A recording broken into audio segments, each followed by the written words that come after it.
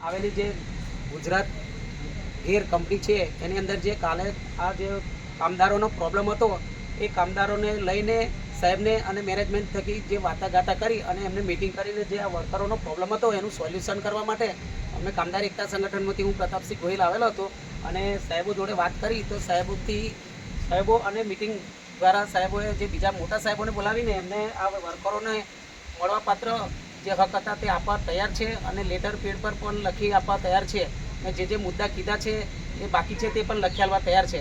તો આપણે આ જે અંદરથી સાહેબ આવ્યા છે, સાહેબ શું છે નામ તમારું? સમીર દેસાઈ. આ સમીર દેસાઈ સાહેબ છે. તો તમે સાહેબ આ વર્કરો માટે જે કીધું છે, બોયદારી આપી છે, એ તમે જે વાત કરો કે ભાઈ અમે આપવા તૈયાર છે એવું વાત કરો.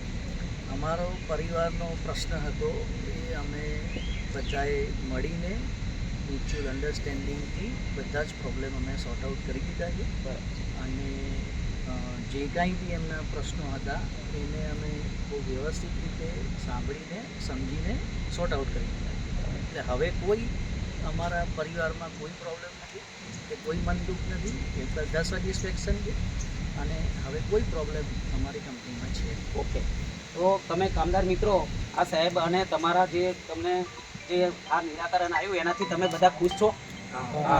જો કંઈ પ્રોબ્લેમ હોય તો સાહેબને મળો, કંઈ બી પ્રોબ્લેમ હશે તો તમારું સોલ્યુશન કરી આપશે, નહીં કરે તો હું સાહેબની જોડે વાત કરીને તમારું સોલ્યુશન કરાવીશું. કંઈ પ્રોબ્લેમ હોય તો કહેજો, આપણે ડાયરેક્ટ સાહેબને ફોન કરીને એમનું સોલ્યુશન લાવીશું. બરાબર છે? ચાલો, થેન્ક યુ. ઓકે.